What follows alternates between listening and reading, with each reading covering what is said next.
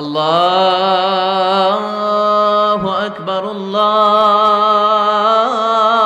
আকবার, আল্লাহু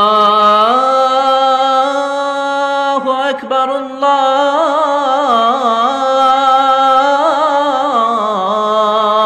আকবার। আমরা অন্যকে প্রভাবিত করতে পারি, তাহলে বাই ডিফল্ট আমি নেতা হয়ে উঠি। এটা হচ্ছে লিডারশিপের মূল সংজ্ঞা বা প্রকৃত কথা।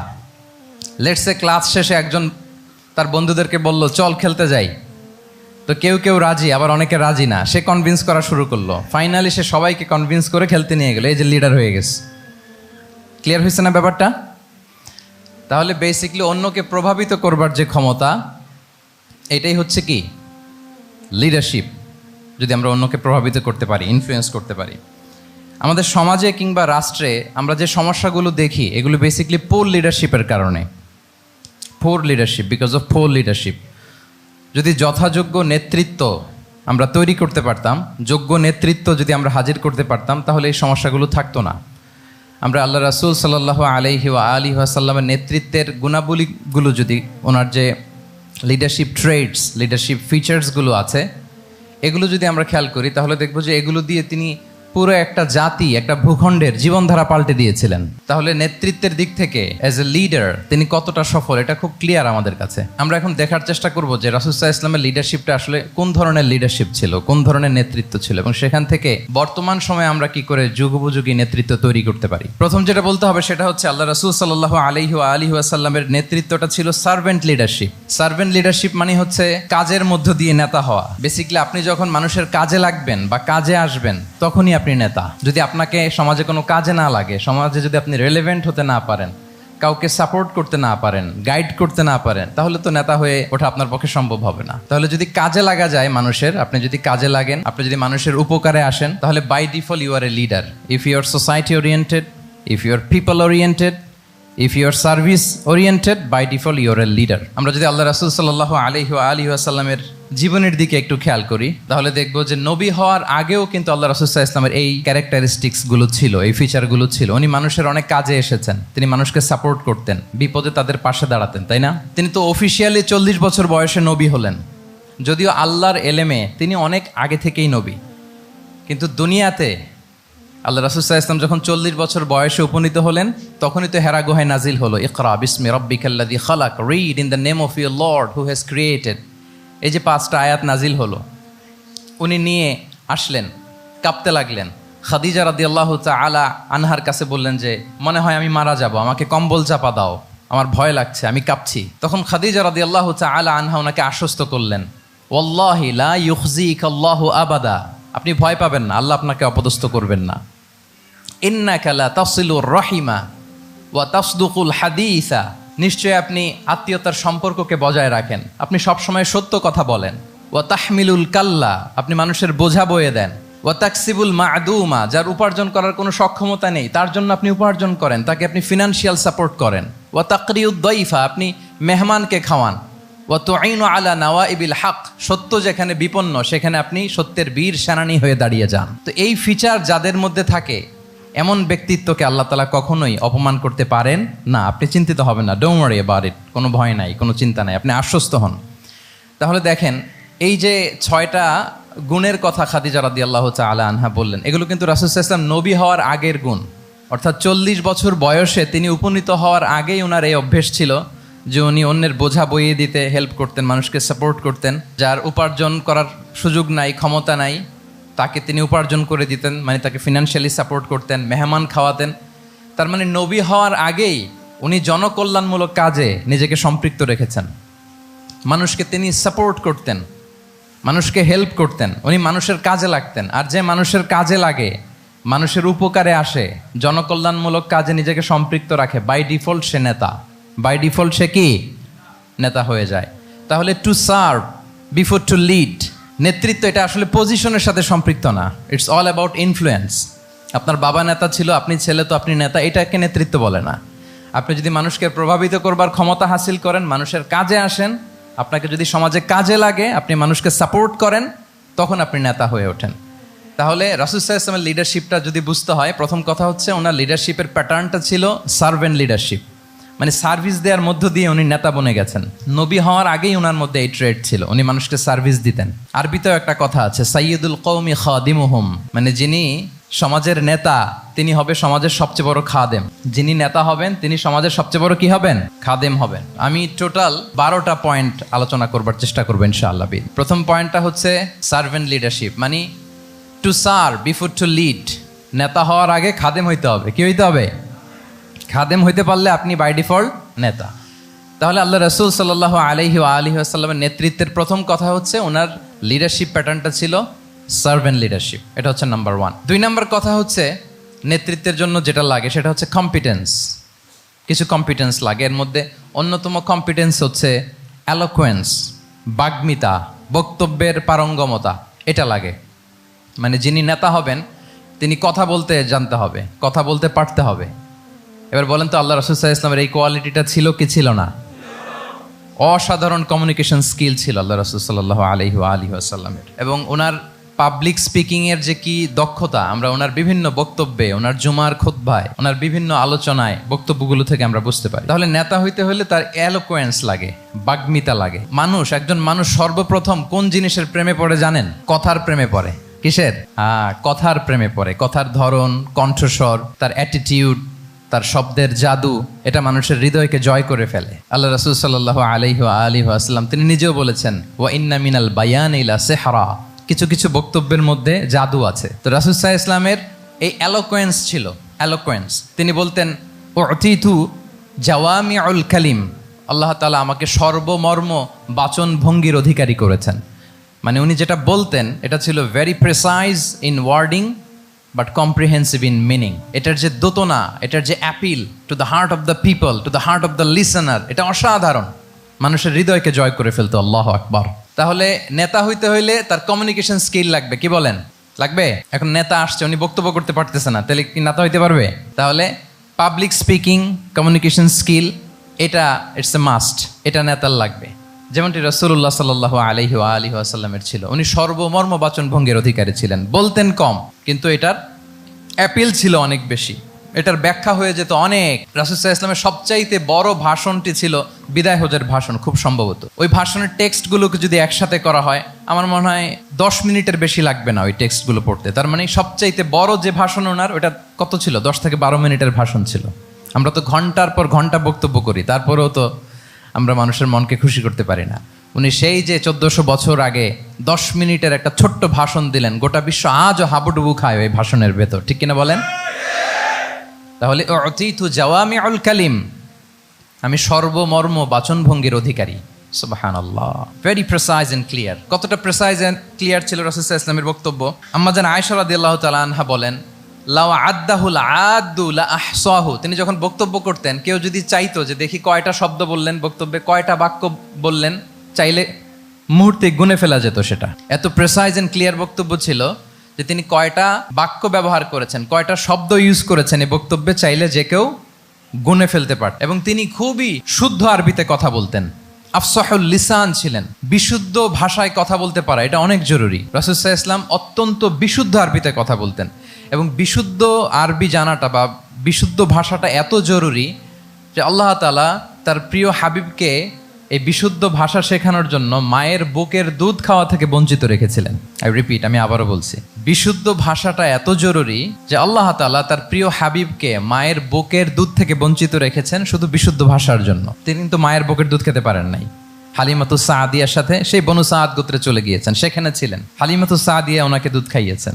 এরপরে যখন মরুভূমির চমৎকার পরিবেশে একেবারে বিশুদ্ধ আরবি তিনি শিখেছেন, আবার শিশু মুহাম্মদ সাল্লাল্লাহু আলাইহি ওয়াসাল্লামকে তিনি তার মায়ের কাছে ফিরিয়ে দিয়েছেন। তাহলে চিন্তা করে দেখেন যে বিশুদ্ধ ভাষার জন্য মায়ের বুকের দুধকে স্যাক্রিফাইস করা হয়েছে। আল্লাহু আকবার। তাহলে আম্মা জান আয়েশা রাদিয়াল্লাহু তাআলা আনহা বলতেন, লাউ আদ্দাহুল আদ্দু লা আহসাহু, চাইলে যে কেউ গুনতে পারতো যে তিনি প্রিয় নবীজি কয়টা বাক্য বললেন, কয়টা শব্দ। এত প্রেসাইজ এন্ড ক্লিয়ার ছিল। অন্য বর্ণনায় এসেছে, কানা ইয়াতাকাল্লামু বিকালামিন বাইনাহু ফাসলুন, তিনি এমন ভাবে কথা বলতেন, কথার মাঝখানে মাঝখানে পজ দিতেন। কি দিতেন? পজ দিতেন, মানে একটু থামতেন যাতে করে শ্রোতারা বুঝতে পারে। ইয়াতাকাল্লামু বিকালামিন বাইনাহু ফাসলুন, বলতে বলতে মাঝে মাঝে একটা পজ দিতেন যাতে সবাই বুঝতে পারে। ইয়াহফাযুহু মান জালাসা ইলাই, আশেপাশে যারা বুঝতো তারা বসতো, তারা সহজে এটা মুখস্থ করে ফেলতে পারে। পজ দিয়ে দিয়ে থেমে থেমে এত চমৎকার করে ওনার প্রেজেন্টেশন ছিল, বক্তব্য মালাগুলো ছিল, ফলে যারা শুনতেছে ইজিলি মুখস্থ করে ফেলতে পারত। এবং গুরুত্বপূর্ণ কথা তিনি এমফেসাইজ করতেন, 3 বার বলতেন। একবার তিনি বলতেছেন আত্তাকওয়া হা হুনা হা হুনা হা হুনা ওয়া ইউশিরু ইলা সাদরিহি সালাসা মাররাত। তাকওয়াকে তিনি এখানে রেফার করেছেন। আমরা তো মনে করি তাকওয়া সব ঢুকে গেছে এইখানে, তাকওয়া ঢুকে গেছে টুপিতে, তাকওয়া ঢুকে গেছে জামাতে, এগুলো তাকওয়ার একটা নমুনা। কিন্তু আল্লাহ রাসূল সাল্লাল্লাহু আলাইহি ওয়াসাল্লাম বলেছেন তাকওয়া এখানে এখানে এখানে, এভাবে 3 বার তিনি ইঙ্গিত করেছেন। গুরুত্বপূর্ণ কথাকে তিনি এভাবে এমফেসাইজ করতেন। মাঝে মাঝে এমন আবেগঘন বক্তব্য উপস্থাপন করতেন সাহাবারা অশ্রুসিক্ত হতো। ওয়াজিলাত মিনহাল কুলুব যারাফাত মিনহাল উয়ুন, সাহাবারা বলতেন যে আমরা অশ্রুসিক্ত হতাম, আমাদের হৃদয় বিগলিত হতো, এত চমৎকার মর্মস্পর্শী বক্তব্য তিনি করতেন। এটা প্রেক্ষাপটের আলোকে। আবার যুদ্ধের ময়দানে যখন কমান্ড করতেন তখন আলা সাউতু ওয়াশতাদ্দা গদাবু, তিনি রেগে যেতেন, উঁচু কণ্ঠে তিনি কথা বলতেন, মনে হচ্ছে একজন সেনাবাহিনীর কমান্ডার তার ব্যাটালিয়নকে কমান্ড করছেন। আল্লাহু আকবার। তাহলে বক্তব্যের যত দিক হতে পারে, স্লো মোশনে তেজস্বী বক্তব্য, খুব জ্বালাময়ী বক্তব্য, আবার মর্মস্পর্শী বক্তব্য, সব ধরনের বক্তব্য তিনি করতেন। সুবহানাল্লাহ। তাহলে এলোকোয়েন্স, 2 নাম্বার হচ্ছে এলোকোয়েন্স। কম্পিটেন্সের খুব গুরুত্বপূর্ণ একটা অংশ হচ্ছে এলোকোয়েন্স, বাগ্মিতা। এটা একজন নেতার থাকা চাই। কি বলেন? একজন নেতার এরকম বক্তব্য দিতে জানতে হবে না? আল্লাহ রাসূল সাল্লাল্লাহু আলাইহি ওয়া আলিহি ওয়াসাল্লাম তিনি ঠিক এইভাবে বক্তব্য করতেন। মাঝে মাঝে তিনি ইমোশনাল ইন্টেলিজেন্স ইউজ করতেন, মানে আবেগ অনুভূতিকে নাড়িয়ে দিয়ে শ্রোতাকে প্রভাবিত করে ফেলা। স্পিরিচুয়াল ইন্টেলিজেন্স বা ইমোশনাল ইন্টেলিজেন্স তিনি বক্তব্যের মধ্যে ব্যবহার করতেন। এমনভাবে তিনি নাসিহাত করতেন, এমনভাবে কথা বলতেন, মানুষের আবেগ অনুভূতিকে তিনি নাড়িয়ে দিতেন। আল্লাহু আকবার।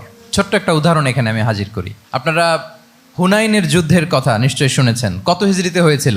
8ম হিজরি। তার মানে মক্কা বিজয়ের ইমিডিয়েট পরেই, কয়েক সপ্তাহ পরেই তো হুনাইনের যুদ্ধ হয়েছিল। তো এই হুনাইনের যুদ্ধে অনেক ওয়ার বুটিজ মুসলমানদের করতলগত হয়েছিল, মানে অনেক গানিমাত, অনেক সম্পদ ওনারা যুদ্ধ শেষে যুদ্ধলব্ধ সম্পদ হিসেবে পেয়েছিলেন। 24,000 উট, প্রায় 40,000 ভেড়া, এত পরিমাণ গানিমত যখন রাসূল সাল্লাল্লাহু আলাইহি ওয়াসাল্লাম পেলেন, তিনি এগুলো বন্টন করতে শুরু করলেন। কিন্তু রাসূল সাল্লাল্লাহু আলাইহি ওয়াসাল্লাম তিনি বন্টন করতে যে আনসারি সাহাবীদেরকে, অর্থাৎ মদিনার যে সাহাবারা, তাদেরকে কিছুই দিলেন না, বরং তিনি মক্কার সাহাবাদেরকে দিলেন, অন্যান্য গোত্রের লোকদেরকে দিলেন, আশেপাশের সবাইকে দিলেন, কিন্তু দিলেন না কাদেরকে? আনসারি সাহাবীদেরকে। ফলে এত বিশাল ওয়ার বুটিজ, এর মধ্যে থেকে কিছুই আনসারিরা পেল না। ওনাদের মধ্যে ক্ষোভের জন্ম নিল। ক্ষোভ থেকে ওনারা সমালোচনা করতে আরম্ভ করলেন আল্লাহ রাসূল সাল্লাল্লাহু আলাইহি ওয়াসাল্লামের। এবং সমালোচনা করতে করতে এটা এমন পর্যায়ে চলে গেল, এক পর্যায়ে তারা বলতে আরম্ভ করলো যে আমরা ওনার জন্য জান দিলাম, জীবন দিলাম, আজকে উনি এত সম্পদ পেয়ে সব নিজ এলাকার লোকদের মাঝে বন্টন করে দিল, এটা কি ঠিক করলো উনি? আল্লাহর নবীকে ক্ষমা করুক। মানে কেমন যেন রাসূল একটা ভুল করে ফেলছেন, রাসূল সাল্লাল্লাহু আলাইহি ওয়াসাল্লাম ওনাদেরকে দিতে বাধ্য ছিলেন, এটা যেহেতু দেন নাই, আল্লাহ তার রাসূলকে ক্ষমা করুক, এরকম একটা কথা তারা বলে ফেললেন। এটা তো অনেক বড় কথা। আল্লাহ রাসূল সাল্লাল্লাহু আলাইহি ওয়া আলিহি ওয়াসাল্লাম যখন এই কথা শুনলেন, তখন তিনি আনসারি সাহাবীদেরকে জড়ো করে একটা গেট টুগেদার করে এমন ইমোশনালি ওনাদেরকে কাবু করলেন, ইমোশনাল ইন্টেলিজেন্স ইউজ করলেন। এখানে তারা এসেছিল ক্ষোভ নিয়ে, অসন্তোষ নিয়ে, পরে সবাই কান্না করে রাসূল সাল্লাল্লাহু আলাইহি ওয়াসাল্লামের কাছে ক্ষমা চেয়ে সেই মজলিস থেকে উঠতে বাধ্য হয়েছে। তিনি সবাইকে ডেকে বললেন, ইয়া মা'আশারাল আনসার আলাম আতিকুম দুল্লালান ফাহাদাকুমুল্লাহ ওয়া আলাতান ফাআগনাকুমুল্লাহ ওয়া আ'দাআন ফাআল্লাফাল্লাহু বাইনা কুলুবিকুম। চমৎকার এক্সপ্রেশন যে ওহে আনসাররা, আমি কি তোমাদেরকে পথভ্রষ্ট পাইনি, পথহারা পাইনি? আমার ওসিলায় তোমরা হেদায়েতের দেখা পেয়েছো। আমি কি তোমাদেরকে নিঃস্ব পাইনি? আমার ওসিলায় তোমরা সমৃদ্ধ হয়েছে, সম্পদশালী হয়েছে। আমি কি তোমাদেরকে যুদ্ধরত অবস্থায় পাইনি? আউস খাজরাজ তোমরা তো ফাইট করতেছিলে ইচ আদার। আমি যে তোমাদের মধ্যে সম্প্রীতি আর ভালোবাসার মেলবন্ধনে তোমাদেরকে একত্রিত করে দিলাম। আওয়াজাতুম ফি আনফুসিকুম ফি লুআআতিম মিনাদ দুনিয়া, আর দুনিয়ার সামান্য কিছু জিনিসের কারণে তোমরা মনে কষ্ট পাচ্ছ, যেটা দিয়ে আমি কিছু মুসলিমদের হৃদয়কে আকৃষ্ট করছিলাম। তা আল্লাফতু বিহা কওমান লিউসলিমু ওয়া ওয়াকালতুকুম ইলা ইসলামিকুম। আমি কিছু মুসলিমদেরকে এগুলো দিয়ে তাদের হৃদয়টাকে ইসলামের প্রতি আরো অ্যাট্রাক্টেড করতেছিলাম, আর তোমাদেরকে তোমাদের ইসলামের উপরই আমি ছেড়ে দিয়েছি। আমি জানি আমার আনসাররা, তাদের হৃদয়ে যে ইসলাম আছে এটাই তাদের জন্য যথেষ্ট। আমা তারদাউনা আইয়াযহাবান নাসু বিশ-শাতি ওয়াল বাঈর ওয়া তারজিউনা বিরাসূলিল্লাহি ফি রিহালিকুম। Won't you be happy that people go back to their country with sheep and camel, and you go back to your country with Rasulullah? Allahu Akbar. তোমরা কি এতে খুশি হবে না মানুষ উট আর ভেড়া নিয়ে তাদের এলাকায় ফিরবে, আর তোমরা আল্লাহর রাসূলকে নিয়ে তোমাদের এলাকায় ফিরবে? এরকম একটার পর একটা ইমোশনালি রাসূল সাল্লাল্লাহু আলাইহি ওয়াসাল্লাম যখন আনসার সাহাবীদেরকে কাবু করতে লাগলেন, ওনারা এমনভাবে কান্নার রোল জুড়ে দিল, এমনভাবে অনুতপ্ত হলো, কাঁদতে শুরু করলো। পরে এরা বলতে আরম্ভ করলো, আমি তো 2-1 বাক্য বললাম, লম্বা চূড়া মন মাতানো বক্তব্য, হৃদয়স্পর্শী বক্তব্য। তারা বললো, ইয়া রাসূলুল্লাহ, আমরা শুধু আপনাকে পেয়েই খুশি। রাসূল সাল্লাল্লাহু আলাইহি ওয়াসাল্লাম বলেন, গোটা বিশ্বের মানুষ যদি এই পথ ধরে আর আনসারীরা যদি এই পথ ধরে, আমি এই পথ ছেড়ে দিয়ে আনসারীদের পথে হাঁটবো। আল্লাহ তুমি আনসারদের ক্ষমা করো, তাদের সন্তানদের ক্ষমা করো, তাদের নাতিদেরকে ক্ষমা করো। এভাবে মর্মস্পর্শী বক্তব্য যখন ইমোশনাল ইন্টেলিজেন্স দিয়ে যখন রাসূল সাল্লাল্লাহু আলাইহি ওয়াসাল্লাম বললেন, সব আনসারী সাহাবারা কাঁদতে আরম্ভ করলেন। সবাই ফাবাকাল কওমু হাত্তা আখদালু লুহাহুম, তাদের প্রত্যেকের দাড়ি ভিজে গেল, এমন কান্না জুড়ে দিল। আল্লাহু আকবার। তাহলে এটা ছিল রাসূল সাল্লাল্লাহু আলাইহি ওয়াসাল্লামের বক্তব্যের মাধ্যমে শ্রোতাদের মাঝখানে প্রভাব সৃষ্টি করার ক্ষমতা। চিন্তা করতে পারেন, হৃদয় কেঁপে ওঠে না এই কথা শুনলে? Won't you be happy? People go back to their home with sheep and camel and you take the messenger of Allah with you. মানুষ ছাগল ভেড়া নিয়ে ফিরতেছে, তোমরা তো আল্লাহর নবীকে নিয়ে ঘরে ফিরতেছো। আল্লাহু আকবার। তাহলে এই কম্পিটেন্সটা লাগে একজন নেতার, তিনি এরকম মর্মস্পর্শী বক্তব্য দিতে জানতে হবে। 3 নাম্বার হচ্ছে কম্পেশন, মানে সফট হার্টেড, দয়াদ্র হৃদয় হতে হবে। আপনি মানুষের দুঃখ যদি আপনাকে কাঁদায় তবেই আপনি নেতা। আমরা আল্লাহ রাসূল সাল্লাল্লাহু আলাইহি ওয়াসাল্লামের দিকে যদি তাকাই, ওনার তো একটা উপাধিই হচ্ছে রাহমাতাল লিল আলামিন। আল্লাহ রাসূল সাল্লাল্লাহু আলাইহি ওয়াসাল্লামের উপাধি কি? ওমা আরসালনাকা ইল্লা রাহমাতাল লিল আলামিন, we have not sent you but as mercy for all the worlds. নবী হে, আপনাকে সবার জন্য আমি মার্সি করে পাঠিয়েছি, রাহমা করে পাঠিয়েছি। আপনি সবার জন্য রহমত, মানুষের জন্য, ম্যানকাইন্ড, জিনকাইন্ড, অ্যানিমালস, সবার জন্য আপনি রাহমা। রাসূল সাল্লাল্লাহু আলাইহি ওয়াসাল্লাম কতটা দয়াদ্র ছিল। আল্লাহ তাআলা অন্য আয়াতে বলছেন, ফাবিমা রাহমাতিম মিনাল্লাহি লিনতা লাহুম ওয়ালাউ কুনতা ফাযযান গালিযাল কলবি লানফাদ্দু মিন হাওলিক। নবী হে, লিনতা লাহুম, সবার জন্য আপনি সফট হার্টেড হয়েছেন আল্লাহর অনুগ্রহে। যদি আপনি সফট হার্টেড না হয়ে আপনি যদি কঠোর হৃদয়ের অধিকারী হতেন, তাহলে এখন লোকেরা যেমনি আপনাকে ঘিরে রাখে, আপনার চারিপাশে সবাই ঘিরে রাখতো না। আল্লাহু আকবার। সাহাবারা সব সময় রাসূল সাল্লাল্লাহু আলাইহি ওয়াসাল্লামের সঙ্গ পেতে চাইতো, অ্যাকম্পানি চাইতো, ঘিরে রাখ। এমনকি অনেক সাহাবী ঘরে ভালো না লাগলে রাসূল সাল্লাল্লাহু আলাইহি ওয়াসাল্লামের কাছে চলে আসতো। এমনকি অনেক সাহাবী বলতেন যে আমার পেটে ক্ষুধা লাগলেই আমি রাসূলের কাছে যেতাম, কারণ রাসূলের চেহারা দেখলে আমার পেটের ক্ষুধা উধাও হয়ে যেত। ফাবিমা রাহমাতিম মিনাল্লাহি লিনতা লাহুম। নবী হে, আল্লাহর অনুগ্রহে আপনি কোমলভাষী হয়েছেন। কোমল হৃদয়ের হওয়া, সফট হার্টেড হওয়া, দয়াদ্র চিত্তের হওয়া, এটা অন্যতম একটা লিডারশিপ ট্রেট। এত দয়াদ্র ছিলেন, আল্লাহ তাআলা বলছেন, ফালা আল্লাকা বাখিউন নাফসাকা আলা আসারিহিম ইল্লাম ইউমিনু বিহাযাল হাদীসি আসাফা। রাসূল সাল্লাল্লাহু আলাইহি ওয়াসাল্লাম বারবার মক্কার কুরাইশদের কাছে যেত, বারবার কাফিরদের কাছে যেত, যেন তারা ঈমান আনে, যেন তারা খারাপ রাস্তা ছেড়ে দিয়ে ভালো রাস্তায় আসে। বারবার চিন্তা করতো যে ইস, কেন তারা লা ইলাহা পড়ে না, কেন তারা সত্যের পথে ফিরে আসে না। হায় রে, একটুর জন্য তো তারা সামান্য আমার কথাটা শুনলেই তো বেঁচে যেত, ইস একটু আমার কথা মানলেই তো জাহান্নাম থেকে বেঁচে যেত। এরকম অস্থির হয়ে তাদের পেছনে ছুটতেন। আল্লাহ তাআলা বলেছেন, নবী হে, আপনি ওদের পেছনে ছুটতে ছুটতে আপনি তো নিজেকেই শেষ করে দিবেন। বাখিউন নাফসাক, আপনি তো নিজের দিকে খেয়াল করছেন না, নিজের শরীরের দিকে খেয়াল করছেন না, নিজের স্বাস্থ্যের দিকে, সময়ের দিকে, আপনি পাগল পাড়া হয়ে তাদেরকে বাঁচানোর জন্য ছুটছেন। তাহলে কতটা দয়াদ্র কোমল হৃদয়ের অধিকারী হলে যে কাফেররা রাসূল সাল্লাল্লাহু আলাইহি ওয়াসাল্লামকে ফিজিক্যালি, মেন্টালি এমন কোনো টর্চার নেই, করে নাই, তাদের পিছনে পিছনে ছুটতেন তিনি। হায় রে, একটু যদি ইমানের রাস্তায় আনা যায়, কোনোভাবে যদি তাদেরকে বুঝিয়ে কনভিন্স করা যায়, তাহলে কম্প্যাশনেট, দয়ালু হওয়া, এটা নেতৃত্বের অন্যতম একটা গুণ। আপনার হৃদয়ে দয়া থাকতে হবে, মায়া থাকতে হবে সবার জন্য, কারণ নেতা তিনি তো সবার। লেটসে বাংলাদেশের যিনি প্রধানমন্ত্রী হবেন, আরও রেলেভেন্ট হয়ে যাচ্ছে এখন কথা, সামনে তো নির্বাচন আসতেছে, সো কেউ না কেউ তো প্রধানমন্ত্রী হবে। তো উনি যখন প্রধানমন্ত্রী হবে ধরেন, উনি কি শুধু ওনার দলের প্রধানমন্ত্রী হবেন? তাহলে উনি 18 কোটি মানুষের প্রধানমন্ত্রী হবেন, ঠিক কিনা বলেন? তাহলে সবার জন্য ওনার হৃদয়ে দয়া, ভালোবাসা, এটা থাকার দরকার আছে না নাই? তিনি সবার প্রতি কোমল হৃদয়ের হইতে হবে, দয়াদ্র হইতে হবে। প্রধানমন্ত্রী উনি শুধু নিজ দলের প্রধানমন্ত্রী নন, 18 কোটি মানুষের প্রধানমন্ত্রী। তাহলে সফট হার্টেড হইতে হবে। রাসূল সাল্লাল্লাহু আলাইহি ওয়াসাল্লামের মধ্যে এটা ছিল। সবসময় তিনি মাজলুমদের পাশে থাকতেন। আপনারা হিলফুল ফুজুলের কথা জানেন।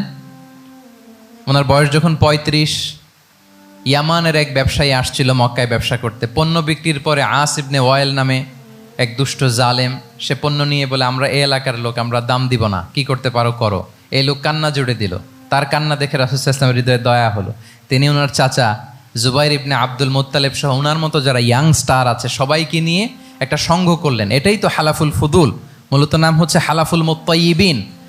জাহিলি যুগে ওনাদের প্রথা ছিল, কোনো একটা ভালো কাজে কেউ যখন এক হতো, রং ভর্তি বালতির ভেতরে হাত ঢুকিয়ে তারা পাথরের মধ্যে ওই হাতের ছাপ দিত, সবাই ওইখানে ছাপ দিত। ফলে কাইন্ড অফ কভেনেন্ট, এটা একটা চুক্তির মতো যে আমরা চুক্তিবদ্ধ হলাম, এগ্রিমেন্ট করলাম যে আমরা সবাই এক। তো রাসূল সাল্লাল্লাহু আলাইহি ওয়াসাল্লাম ওনার মতো ইয়াংস্টারদেরকে নিয়ে এই হালাফুল মুত্তাইয়িবিন বা হালাফুল ফুদুল করেছেন। এবং এটার মূল কথা ছিল, মূল স্লোগান ছিল নাহনু মাআল মাজলুম দিদ্দাল যালিম, আমরা সবসময় মাজলুমের পক্ষে থাকবো, জালিমের বিপক্ষে। এটা ছিল হিলফুল ফুজুলের কি মূল শিক্ষা। এভাবে সব সময় তিনি মাজলুমদের সাথে ছিলেন। শ্রমিক সাহাবীদেরকে বড্ড ভালোবাসতেন, শ্রমজীবীদেরকে বড্ড ভালোবাসতেন। এমনকি বিদায় হজের মতো এরকম গুরুত্বপূর্ণ ভাষণও শ্রমজীবীদের কথা বাদ যায়নি, গরিবদের কথা বাদ যায়নি। আরে কাআকুম আতঈমুহুম মিম্মা তাআকুলুন ওয়ালবাসুহুম মিম্মা তালবাসুন। খবরদার, সেদিনও বলেছিলেন সেই বিদায় হজের ভাষণে, তোমরা তোমাদের শ্রমজীবী লোকদের কথা ভুলে যেও না, তোমাদের স্টাফদের কথা, তোমাদের দাস দাসীদের কথা। তোমরা যা খাবে সেখান থেকে তাদেরও খাওয়াবে, তোমরা যে পোশাক পরবে সেখান থেকে তাদেরও পোশাকের ব্যবস্থা করবে। আল্লাহু আকবার। তাহলে রাহমাতাল লিল আলামিন, তিনি ছিলেন কম্পেশনের, দয়ালু হৃদয়ের অধিকারী। 4 নম্বরে হচ্ছে ইন্টেগ্রিটি।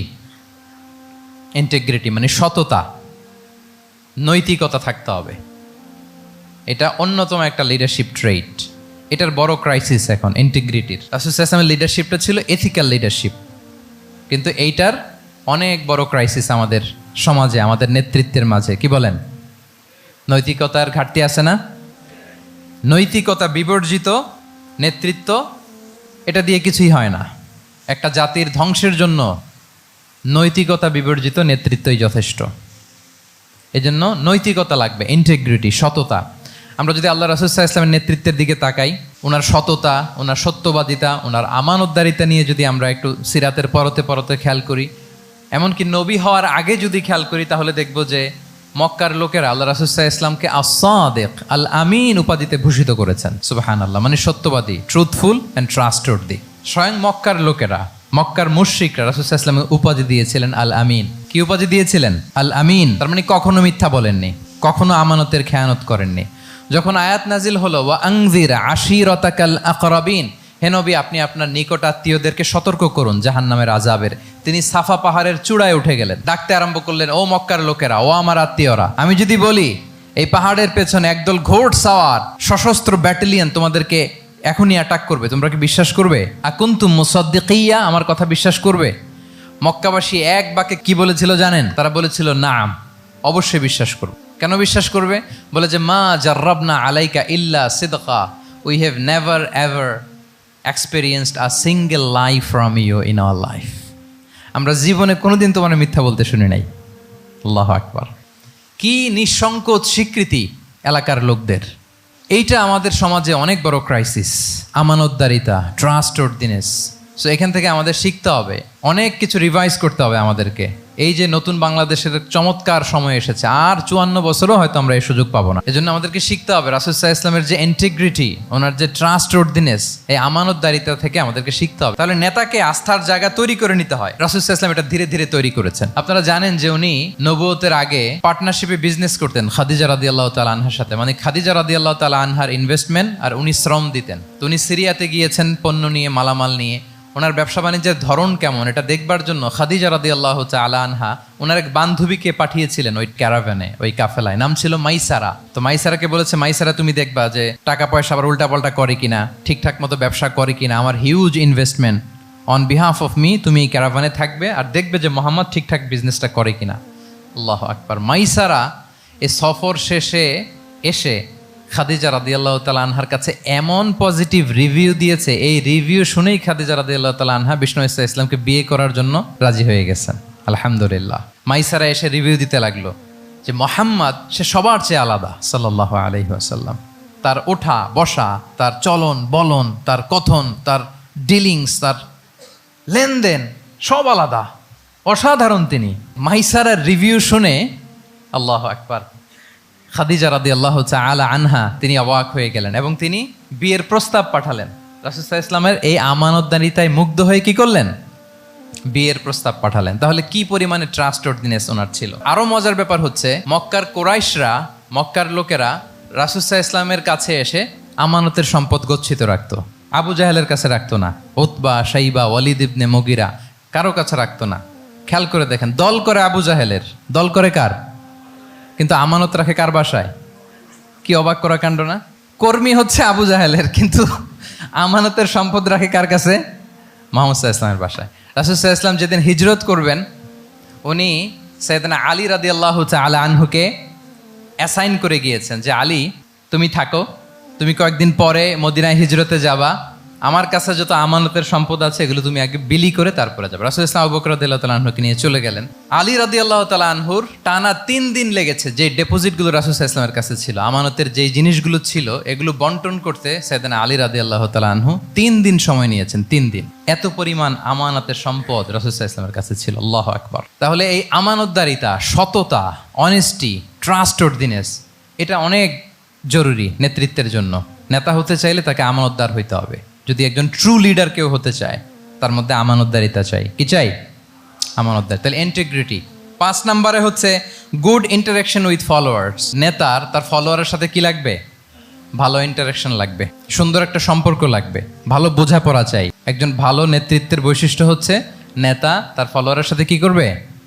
ইন্টারেক্ট করবে। এখানেই বস আর লিডারের মধ্যে পার্থক্য। বস কি করে? অর্ডার করে শুধু। বসের কাজ হচ্ছে এই ডুজ অ্যান্ড ডোন্টস বলে দেয়, এইটা করা যাবে, ওইটা করা যাবে, মানে অর্ডার করে, ডিরেক্ট করে। কিন্তু লিডার কি করে? গাইড করে, মেন্টরিং করে, ইন্সপায়ার করে, মোটিভেট করে। So here is the difference between leader and boss. তাহলে বসই হওয়া যাবে না। নেতা হইতে চাইলে বসই হওয়া যাবে না। You have to interact with your followers. আপনার ফলোয়ারের সাথে ইন্টারাকশন লাগবে, তবেই আপনি নেতা। আমরা দেখি রাসূল সাল্লাল্লাহু আলাইহি ওয়াসাল্লামের কেমন ইন্টারাকশন ছিল। রাসূল সাল্লাল্লাহু আলাইহি ওয়াসাল্লাম যে কোনো বড় ডিসিশনে সাহাবাদের সাথে কনসালটেশন করতেন, পরামর্শ করতেন, তারপরে সিদ্ধান্ত নিতেন। ওয়াশাবিরহুম ফিল আমর, এই আয়াতের ভিত্তিতে তিনি সবার সাথে কি করে নিতেন? সাহাবাদের সাথে পরামর্শ করে নিতেন। আপনারা দ্বিতীয় হিজরির যে বদরের যুদ্ধের কথা জানেন, বদরের প্রান্তরটা মদিনা থেকে প্রায় 130 কিলো দক্ষিণ পশ্চিমে। তো ওখানে গেলেন মদিনা থেকে। তিনি যাওয়ার পরে এক জায়গায় তিনি সেনা ক্যাম্প স্থাপন করলেন। স্থাপন করার পরে হাব্বাব ইবনুল মুনজির রাদিয়াল্লাহু তাআলা আনহু তিনি জিজ্ঞেস করলেন, ইয়া রাসূলুল্লাহ, এই যে আপনি এই জায়গায় বদরের প্রান্তরে সেনা শিবির স্থাপন করলেন, সেনা ক্যাম্প স্থাপন করলেন, এটা কি আল্লাহর দেখিয়ে দেয়া কোনো জায়গা নাকি আপনার ইচ্ছায়? তিনি বললেন, আমানজিলান আনসালাকাল্লাহু লাইসা লানা আন নাতাকদ্দামাহু ওয়ালা নাতাআখারা আনহু।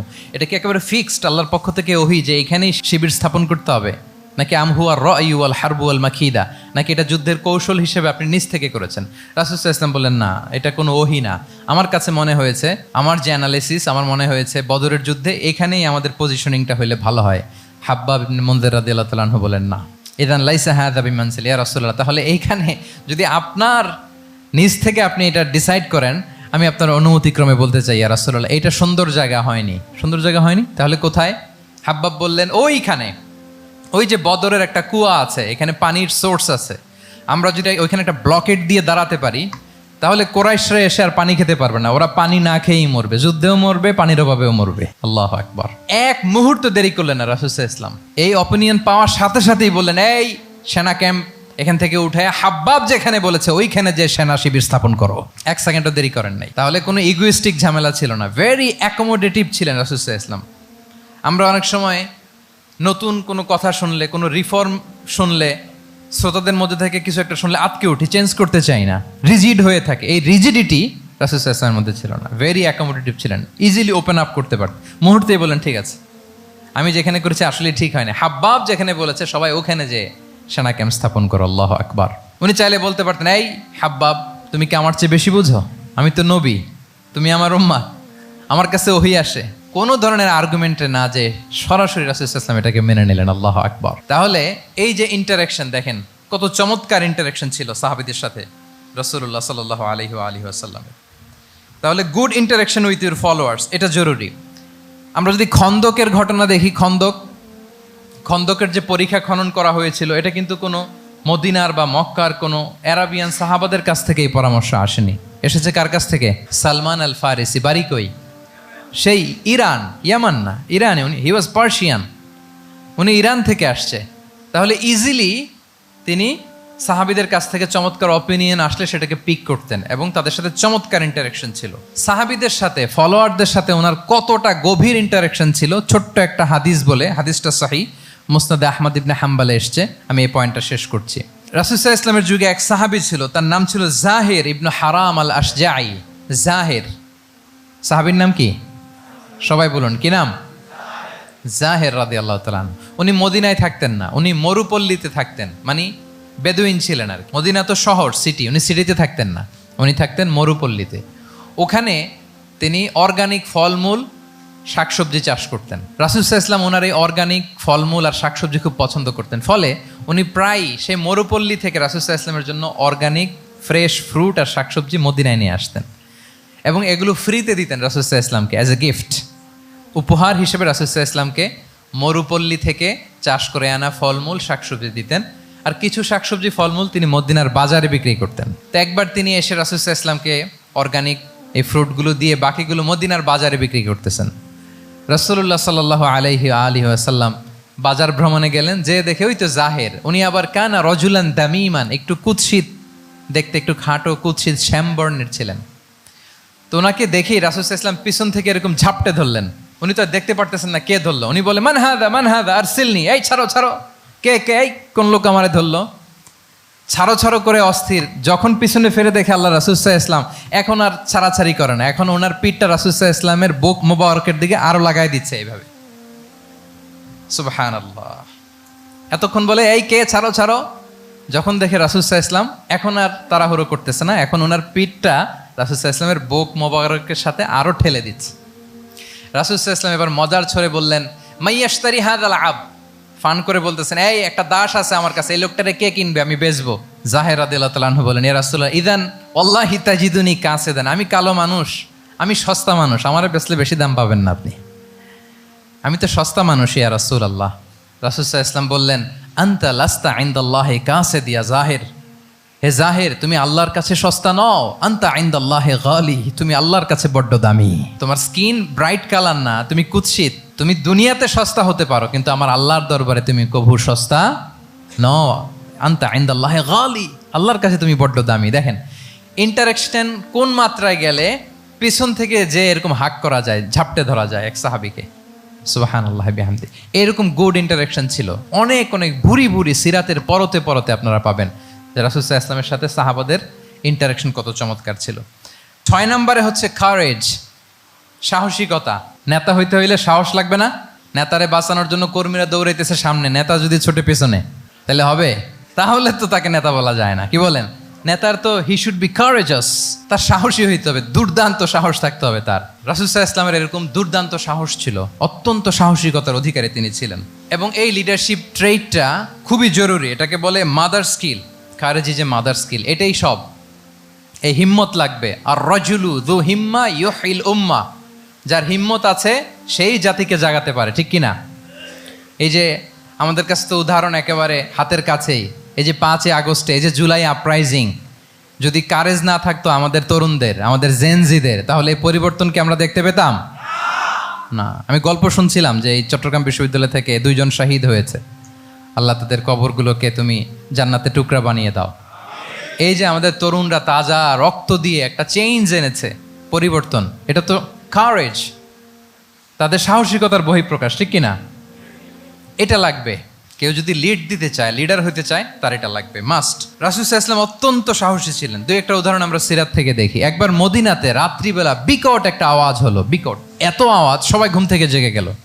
ঘুম থেকে জেগে সবাই হতভম্ব, কিরে এত আওয়াজ তো মদিনাতে কখনো শুনি না, ঘটনা কি? কেউ ঘোড়া নিয়ে, কেউ উট নিয়ে, কেউ খচ্চর নিয়ে, কেউ এমনি খালি পায়ে ছুটতে আরম্ভ করলো আওয়াজের দিকে, দেখি যাই কোথায় কি হলো।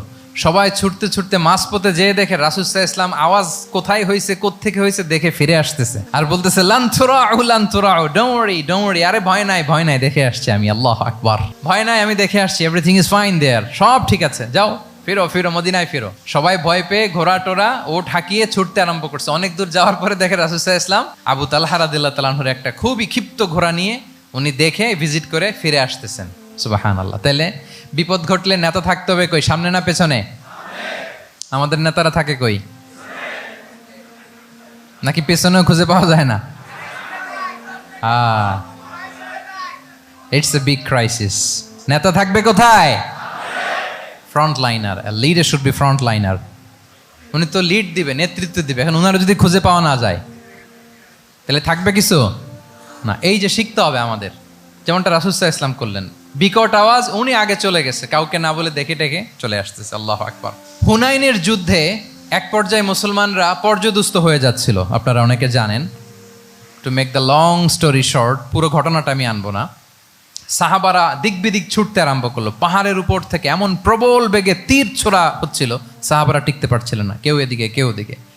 রাসূল সাল্লাল্লাহু আলাইহি ওয়াসাল্লাম এই তীর তলোয়ারকে উপেক্ষা করে সামনে যেয়ে দাঁড়ালেন ঢালের মতো, আর বললেন, আনা নবিয়্যুল লা কাযিব, আনা ইবনু আব্দুল মুত্তালিব। এই সাহাবারা, আনা নবিয়্যুল লা কাযিব, আমি সত্য নবী, আমার দিকে ফেরো। I'm the grandson of Abdul Muttalib, আমি দাঁড়িয়ে আছি, ফেরো। রাসূল সাল্লাল্লাহু আলাইহি ওয়াসাল্লামের যখন এই সাহসী স্টেটমেন্ট তারা পেলেন, আবার আল্লাহু আকবার ধ্বনি নিয়ে সাহাবারা সামনের দিকে এগিয়ে গেছেন। এই যে আগালেন, আর পিছু ফিরলেন না, হুনাইন জয় করেই ছাড়লেন। আল্লাহু আকবার।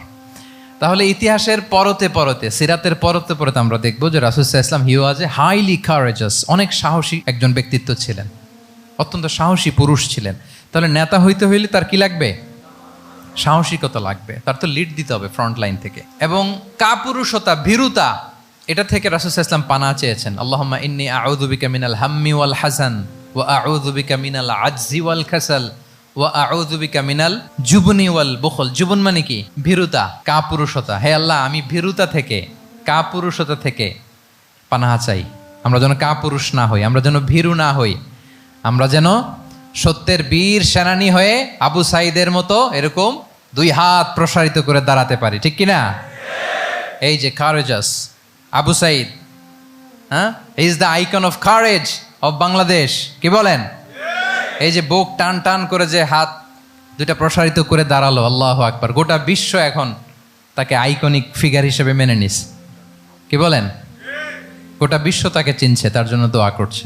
তাহলে courage, it's an essential leadership trade, এটা লাগবে প্রিয় ভাইয়েরা। আল্লাহ তাআলা এই কারেজ, এই সৎ সাহস দিয়ে আমাদেরকে ধন্য করুক। 7 নম্বরে হচ্ছে কনফ্লিক্ট রিজলভিং এবিলিটি, বিরোধ নিষ্পত্তি করার মতো যোগ্যতা থাকতে হবে নেতার। অর্থাৎ নেতা হইতে হবে এমন যে বিরোধকে নিষ্পত্তি করে দিতে পারে, মিটমাট করে দিতে পারে, ঝগড়া লাগলে মিটায়ে দিতে পারে। এটা গুরুত্বপূর্ণ কোয়ালিটি না নেতার জন্য? কি বলেন? রাসূল সাল্লাল্লাহু আলাইহি ওয়াসাল্লামের কিন্তু এটা ছিল, বিরোধ নিষ্পত্তি করা।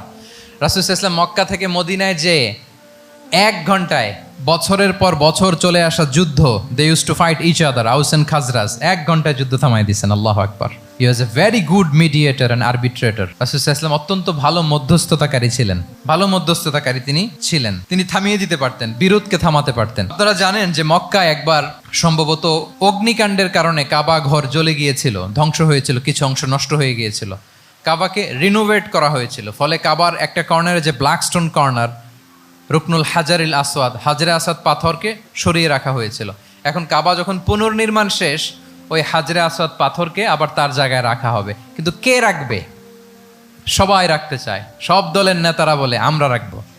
এক দলের নেতা বলে যে আমি রাখবো, এটা অনেক very prestigious and dignified issue, এই প্রেস্টিজ আমরা কাউকে নিতে দিব না। আরেক দলের নেতা বলে না, আমাদের পাওয়ার বেশি, আমরা রাখবো। আরেক দলের নেতা বলে যে না, এটা আমাদেরই। আরেকজন বলে রক্তের গঙ্গা বইয়ে দিব মক্কায়, কিন্তু এই সম্মান হাতছাড়া হতে দেব না। এখন জাতীয় 4 নেতা গেছে 4 দিকে, সমাধান তো নাই। পাথর কয়টা? পাথর তো মাত্র একটা।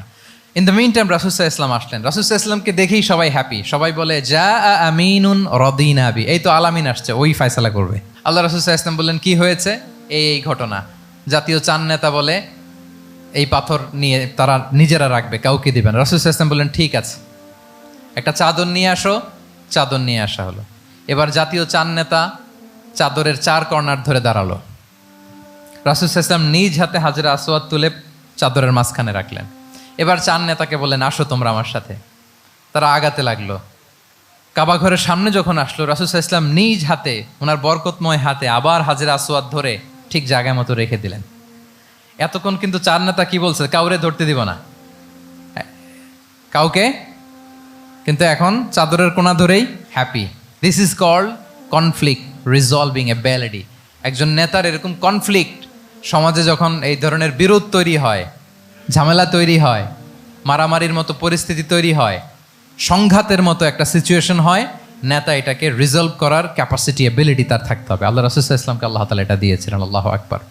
শুধু বড় বড় জিনিস না, ছোট ছোট জিনিসও করতে হয়। লেটস সে নিজ দলের নেতাকর্মীদের মধ্যে মারামারি, নিজ দেশের ভেতরে মারামারি, দেশের সাথে প্রতিবেশী দেশের বিরোধ, রিজিওনাল সুপার পাওয়ার হলে আশেপাশের অনেকগুলো দেশের মধ্যে বিরোধ, আপনাকে নেতা হয়ে এগুলো মিটমাট করে দিতে হবে। সুপার পাওয়ার যদি হয়ে যান, গোটা বিশ্বের যেখানে ঝামেলা লাগে, দেখেন না বড় বড় মোড়লরা কি করে, ওই কাতারে বসে বসে ওই আফগানিস্তান, তারপর ওই ইসরায়েল, কাতার মিলাই দিচ্ছে, দেখেন না এগুলো নিউজে আপনারা। This is called conflict resolving ability. কনফ্লিক্টকে রিজলভ করতে জানতে হয়।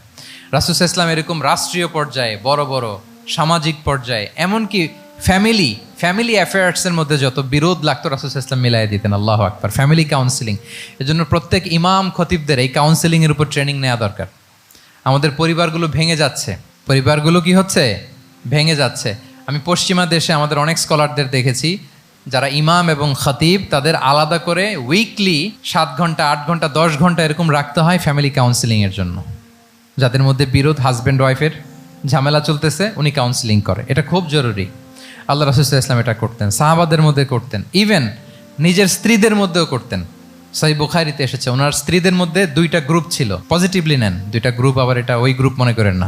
অর্থাৎ মানবিক কারণে সামান্য যে জেলাসি থাকে এক স্ত্রীর সাথে আরেক স্ত্রীর, এটা তো খুব স্বাভাবিক। ওই ওনাদের মধ্যে একসাথে তো অ্যাট এ টাইমে খুব সম্ভবত 9 জন স্ত্রী বেঁচে ছিলেন। হাফসা রাদিয়াল্লাহু তাআলা আনহাকে কেন্দ্র করে একটা গ্রুপ, আয়েশা রাদিয়াল্লাহু তাআলা আনহাকে কেন্দ্র করে একটা গ্রুপ। তাদের মধ্যে অনেক কথাবার্তা, কিছু মানবিক কারণে যেগুলো হয়, এটা কিন্তু ছিল। রাসূল সাল্লাল্লাহু আলাইহি ওয়াসাল্লাম প্রায় ওনাদেরকে নিয়ে বসে এগুলো রিজলভ করে দিতেন। ওনার নিজের কন্যা ফাতেমা রাদিয়াল্লাহু তাআলা আনহার সাথে আলী রাদিয়াল্লাহু তাআলা আনহার যদি মনোমালিন্যের ঘটনা ঘটতো, এগুলো উনি রিজলভ করে দিতেন।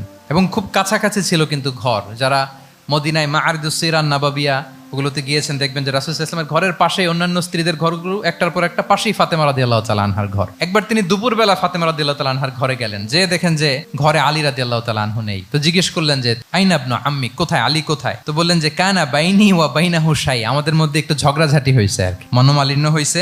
ফাগাদাবানি, উনি একটু রেগে গেছেন আমার উপর। ফাখারাজা ফালাম ইয়াকিল ইনদি, প্রত্যেকদিন খাওয়ার পরে তো এখানেই কাইলুলা করে, আজকার ঘরে কাইলুলা করে নাই, কই যেন চলে গেছে।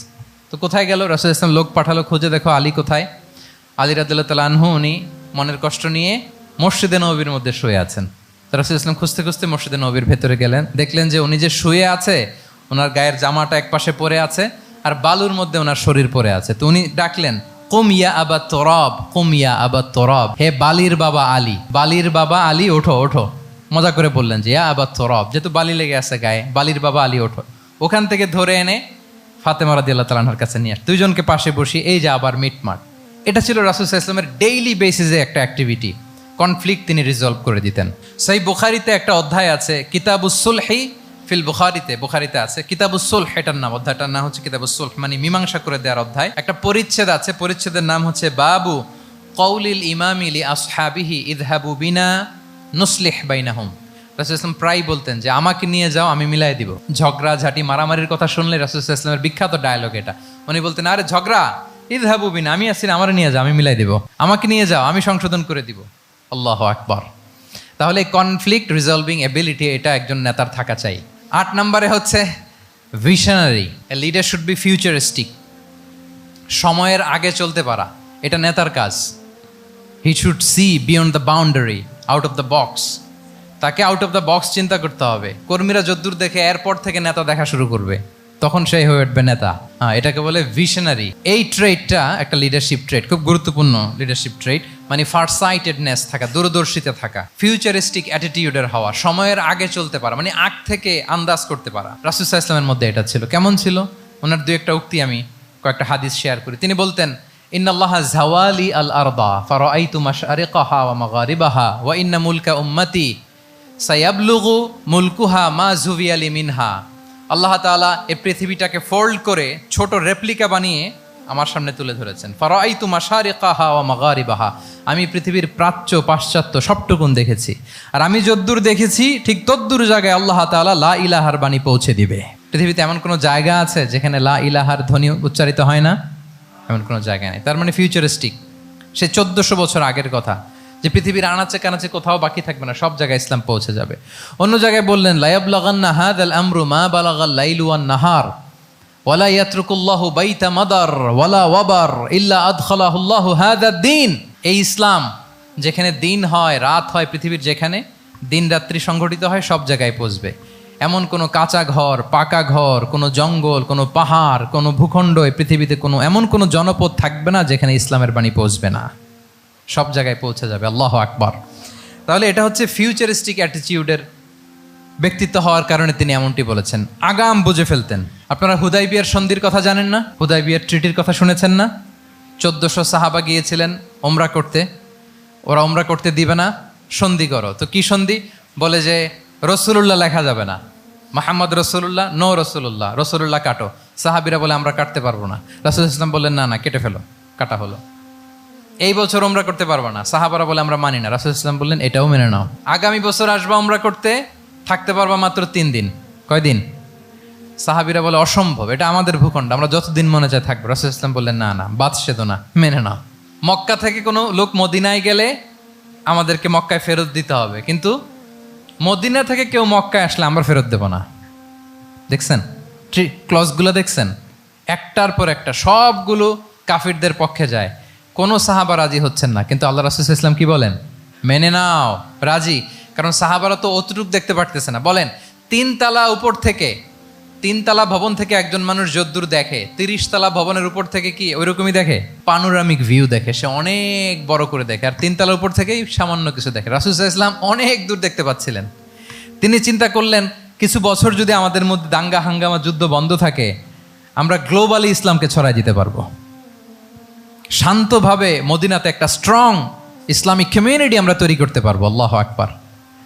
এবং তিনি দেখতে পাচ্ছিলেন ইন্না ফাতাহনা লাকা ফাতহাম মুবিনা। এই হুদাইবিয়ার এই চুক্তি, যেটা আদতে অ্যাপারেন্টলি মনে হচ্ছে সব আমাদের বিপক্ষে যায়, আসলে এইটাই আমাদেরকে ভূমি ধস জয় এনে দিবে। আল্লাহু আকবার। এবং সেটাই হয়েছে। 9 নাম্বার হচ্ছে রেজিলিয়েন্স। এটা একটা চমৎকার লিডারশিপ ট্রেট। রেজিলিয়েন্স মানে সংকট কাটিয়ে ঘুরে দাঁড়াবার সামর্থ্য, মানে যাকে কেউ থামাতে পারে না। আনস্টপেবল, আনস্টপেবল, কোনো কিছু তাকে থামাতে পারে না। লেগে থাকার মানসিকতা, টিকে থাকার মানসিকতা, সহজে হার না মানা, আবার ঘুরে দাঁড়ানো, এটার বলে রেজিলিয়েন্স। এই ক্যাপাসিটি, এই কোয়ালিটি রাসূল সাল্লাল্লাহু আলাইহি ওয়াসাল্লামের মধ্যে ছিল। হি ওয়াজ আনস্টপেবল, হ্যাভিং আনবিলিভেবল সাবর। কোনো কিছু রাসূল সাল্লাল্লাহু আলাইহি ওয়াসাল্লামকে থামাতে পারে নাই। পেরেছে? বলেন পেরেছে কেউ থামাতে? ছোটবেলা থেকে স্ট্রাগল করে একটার পর একটা স্ট্রাগল ফেস করে বড় হয়েছেন। জন্মের আগেই তো ওনার পিতাকে আল্লাহ তাআলা উঠিয়ে নিলেন। তার মানে বাবাকে নিজ চোখে এই দুনিয়াতে আমাদের প্রিয় নবীজি দেখে যান নাই। আল্লাহ রাসূল সাল্লাল্লাহু আলাইহি ওয়াসাল্লাম ওনার বাবাকে, পিতাকে দেখছেন? দেখেন নাই। ওনাদের আমেনা এবং আব্দুল্লাহ, ওনাদের সংসার ছিল মাত্র সপ্তাহখানেক, 1 সপ্তাহ সংসার। এই সপ্তাহখানেকের সংসারেই আল্লাহ তাআলা রাসূল সাল্লাল্লাহু আলাইহি ওয়াসাল্লামকে ওনার মায়ের পেটে পাঠিয়েছেন। আব্দুল্লাহ চলে গেলেন ব্যবসায়, ফিরে আসার পথে ওখানেই মারা গেলেন, ইয়াসরিবে। তার মানে জন্মের আগেই বাবাকে হারালেন, ইয়াতিম হয়ে দুনিয়াতে আসলেন। এরপরে মাকে হারালেন, এরপরে দাদাকে হারালেন, এরপরে চাচাকে হারালেন। Physically, mentally torture, emotionally traumatise করার যত ধরন আছে কাফিররা করেছে। কোনো কিছু রাসূল সাল্লাল্লাহু আলাইহি ওয়াসাল্লামকে থামাতে পেরেছে? ওনার লাইফ থ্রেট ছিল। হিজরতের রাতে তো আল্লাহ তাআলা বললেন আজই যেতে হবে, না হলে হত্যার ষড়যন্ত্র হচ্ছে, ব্ল্যাক ম্যাজিক করা হয়েছে। রাসূল সাল্লাল্লাহু আলাইহি ওয়াসাল্লাম খাসির মাংস, খাসির যে বাজুর মাংস, এটা পছন্দ করতেন। খাইবারে এক ইহুদি নারী এই খাসির মাংসের মধ্যে বিষ মিশিয়ে, পয়জন দিয়ে রাসূল সাল্লাল্লাহু আলাইহি ওয়াসাল্লামকে খাইয়েছিল হত্যার জন্য, একটার পর একটা। বলেন রাসূল সাল্লাল্লাহু আলাইহি ওয়াসাল্লামের মিশন থেকে এক চুল পরিমাণ ওনাকে পেছনে নেওয়া গিয়েছে? He was unstoppable. This is called resilience. একজন নেতার মধ্যে এই রেজিলিয়েন্ট মানসিকতা থাকতে হবে যে আমাকে কেউ থামাইতে পারবে না, আমরা আমাদের মঞ্জিলে মকসুদে যাবই, এই মেন্টালিটির হইতে হবে। এটা হচ্ছে একটা লিডারশিপ ট্রেট, রেজিলিয়েন্ট। 10 নম্বরে হচ্ছে স্ট্র্যাটেজিক লিডারশিপ। নেতার কৌশলী হতে হয়। তার যেই লক্ষ্য, মিশন, ভিশন, এটা সে সুকৌশলে আদায় করে নেবে। শুধু স্ট্র্যাটেজি নিয়ে, রাসূল সাল্লাল্লাহু আলাইহি ওয়াসাল্লামের স্ট্র্যাটেজি নিয়ে সুদীর্ঘ আলোচনা হতে পারে। আমি 2-1টা স্ট্র্যাটেজির কথা বলি, 2-1টা ওয়ার স্ট্র্যাটেজি। যুদ্ধের ময়দানে উনি কি স্ট্র্যাটেজি অবলম্বন করতেন দেখেন। উনি যুদ্ধের ডিস্ট্রাকশনকে, ক্যাজুয়ালিটি মিনিমাইজ করবার জন্য ওনার নির্দেশনা থাকতো, খবরদার কোনো নারীর গায়ে হাত তুলো না যুদ্ধের ময়দানে, শিশুর গায়ে হাত তুলো না, কোনো পাদ্রীর গায়ে হাত তুলো না, উপাসনারত যে সন্ন্যাসীরা আছে তাদের গায়ে হাত তুলো না, ওই এলাকার গবাদি পশুগুলোকে মেরো না, গাছপালা ধ্বংস করো না, যারা তোমাদের বিরুদ্ধে তলোয়ার ধরেনি তাদেরকে অ্যাটাক করো না।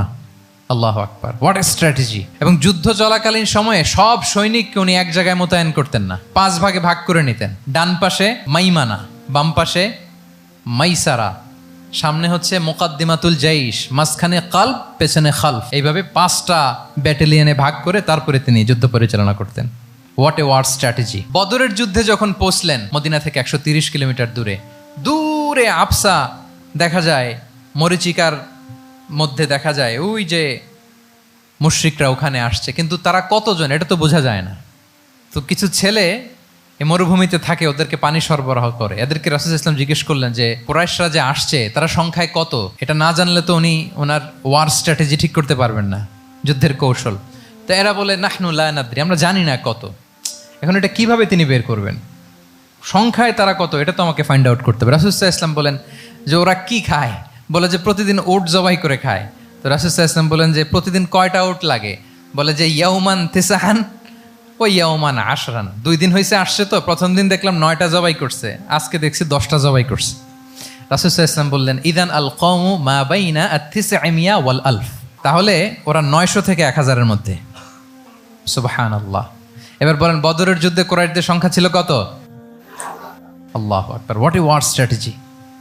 নমুনা দেখে বুঝে ফেলছেন কতজন তারা। এইভাবে রাসূল ইসলাম ওনার স্ট্র্যাটেজি নির্ধারণ করতেন। লোকেশন শেয়ার করতেন না, সুবহানাল্লাহ। কোথায় যাবেন বলতেন না, চলো চলো বলে ছুটতেছেন। কোথায় যাবেন উনি জানেন। অ্যাটাক করবেন এই দিকে, ডান দিকে, অ্যাটাক করবেন কোন দিকে, কিন্তু মদিনা থেকে বের হতেন বাম দিক দিয়ে। অ্যাটাক করবেন উত্তরে, মদিনা থেকে বের হতেন কোন দিক দিয়ে, দক্ষিণ দিক দিয়ে।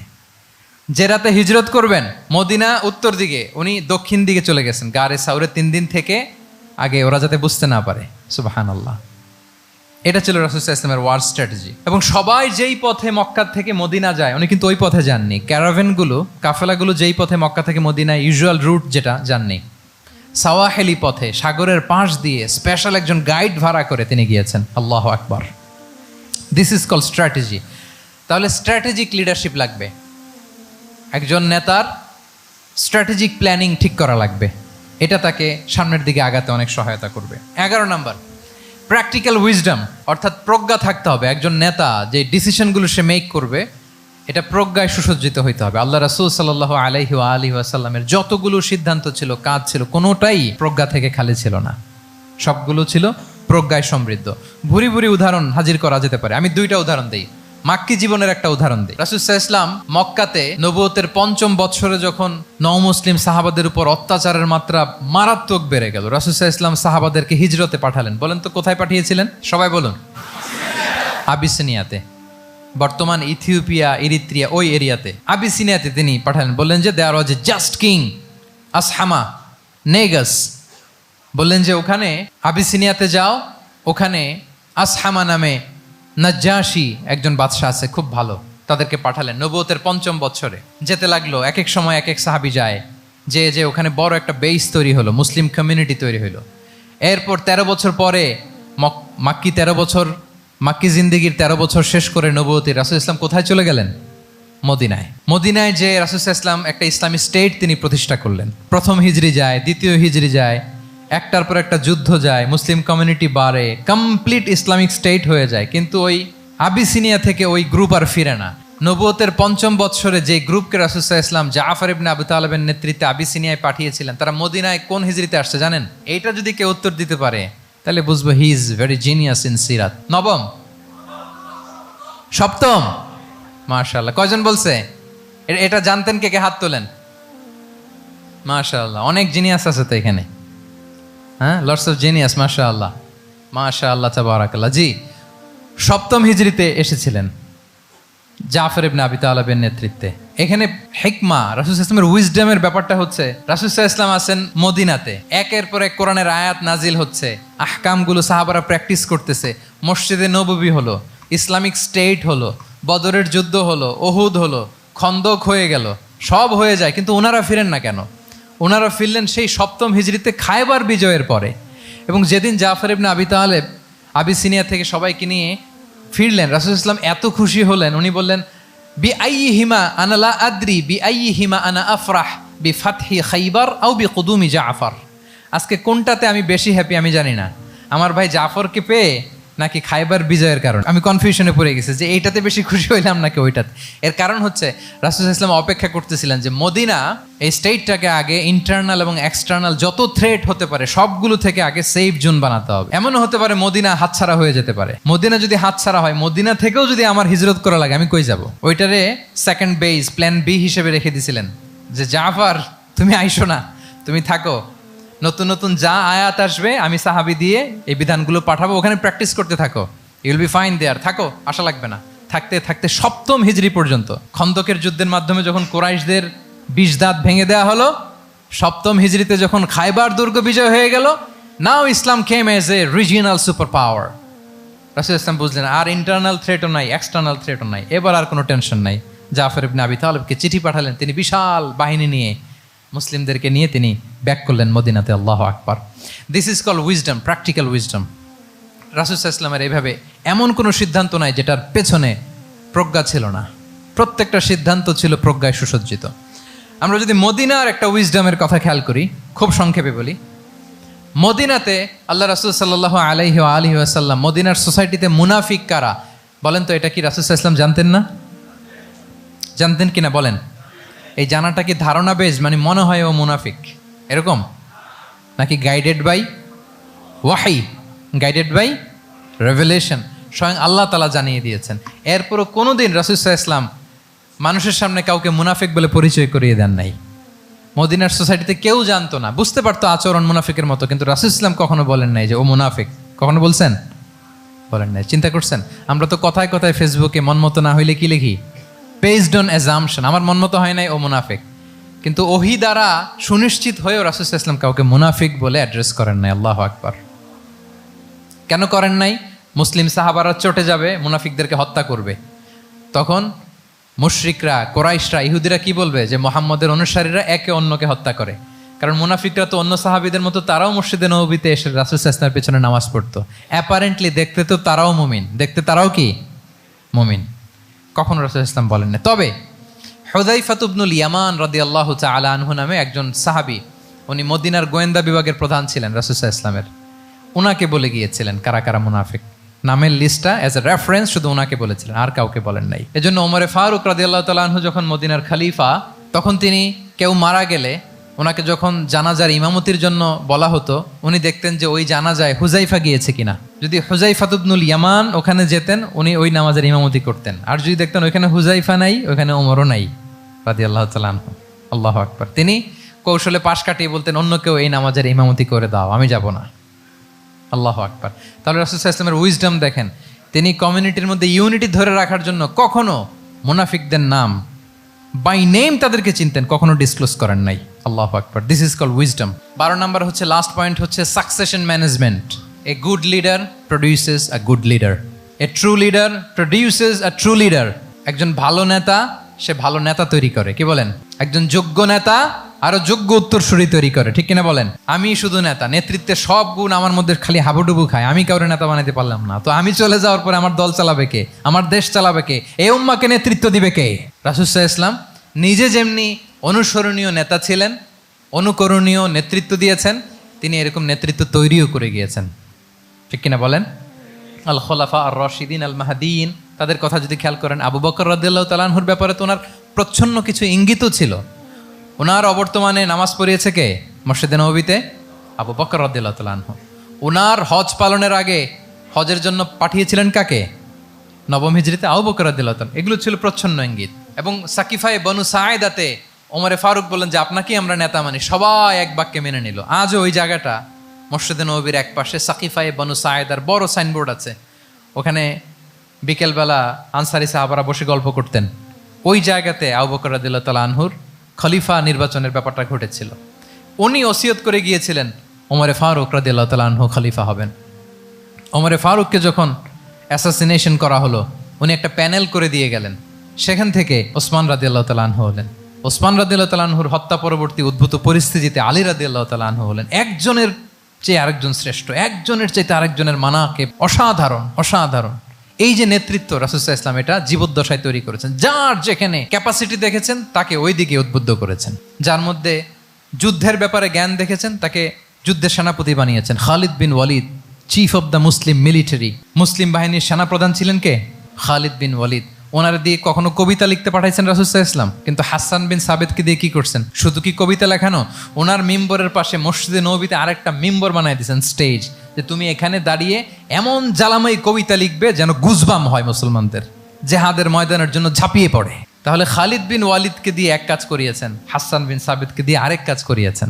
মুআয ইবনে জাবাল রাদিয়াল্লাহু তাআলা আনহু প্রশাসনিক কার্যক্রম ভালো বুঝতেন। মদিনা রাষ্ট্রের সবচাইতে বড় সিনিয়র আমলা ছিলেন মুআয ইবনে জাবাল, ইয়ামানের গভর্নর করে পাঠিয়েছেন। ওনার এটাতে যোগ্যতা ছিল, যার যেখানে তিনি প্রতিভা দেখেছেন ইসলামের কল্যাণে রাসূল সাল্লাল্লাহু আলাইহি ওয়াসাল্লাম ওই প্রতিভাগুলোকে কাজে লাগিয়েছেন। এইভাবে ওনার সাকসেশন ম্যানেজমেন্টকে উনি গড়ে তুলেছেন। ফলে ওনার পরবর্তীতে বছরের পর বছর ইসলামী নেতৃত্বের হাল ধরতে মুসলিম উম্মার বেগ পেতে হয় নাই, ঠিক কিনা বলেন? তাহলে good leader, true leader produces a good leader. একজন সফল নেতা সে এরকম আরো অনেক সফল নেতৃত্ব তৈরি করে যায়, তাহলেই তার নেতৃত্ব সামনের দিকে আগাতে থাকে। 12টা জিজ্ঞেস করলে বলা যাবে? হ্যাঁ, নোট করে রাখছেন বোধহয় না? খুব খুশি হয়েছে আমি, মাশাআল্লাহ। শ্রোতা যদি ভালো হয়, শ্রোতা যদি দেখি যে না আমার সাথে সাথে মাথা নাড়ায়, রেসপন্স করে, উত্তর দেয়, তখন কথা বলতেও ভালো লাগে। মানে এত গরমের মধ্যে, এত কষ্টে, অল আর সোয়েটিং, বাট এত মনোযোগের সাথে আপনারা শুনেছেন। আল্লাহ তাআলা আপনাদেরকে কবুল করুক। যুগোপযোগী নেতৃত্ব তৈরি করবার জন্য রাসূল সাল্লাল্লাহু আলাইহি ওয়াসাল্লামের এই যে লিডারশিপ ট্রেট, লিডারশিপ ফিচার্স, লিডারশিপ কোয়ালিটি, ওনার যে নেতৃত্বের ধরন আমরা জানলাম, এগুলো থেকে আমাদের অনেক শেখার আছে, অনেক নেয়ার আছে। আমরা চাইবো আমাদের আগামী নেতৃত্ব আল্লাহ রাসূল সাল্লাল্লাহু আলাইহি ওয়াসাল্লামের এই লিডারশিপ ট্রেট থেকে উপকৃত হবে। তারা এগুলো স্টাডি করবে, এখান থেকে তারা তাদের নিজেদের নেতৃত্বকে সাজাবে। আল্লাহ তাআলা আমাদের সবাইকে কথাগুলো বোঝা আর আমল করার তৌফিক দান করুক। আমি আবারও মিনার চট্টগ্রাম বিশ্ববিদ্যালয়কে অন্তরের অন্তঃস্থল থেকে শুভেচ্ছা জানাই এরকম চমৎকার প্রোগ্রামের আয়োজন করবার জন্য। ইউনিভার্সিটি অথরিটিকে আমি শুভেচ্ছা জানাই এবং আমার মাথার তাজ সম্মানিত শিক্ষক মণ্ডলীকে শুভেচ্ছা জানাই এবং প্রিয় শিক্ষার্থী বন্ধুদেরকে আবারও প্রাণঢাল অভিনন্দন জানিয়ে রাসূল সাল্লাল্লাহু আলাইহি ওয়াসাল্লামের নেতৃত্বের উপর প্রফিটিক লিডারশিপ টপিকে এই আলোচনা আমি এখানেই শেষ করছি। হাদা মা ইনদি ওয়াল ইলমু ইনদাল্লাহি আলাইহি তাওয়াক্কালতু ওয়া ইলাইহি উনীব। ওয়াসসালামু আলাইকুম ওয়া রাহমাতুল্লাহি ওয়া বারাকাতুহু।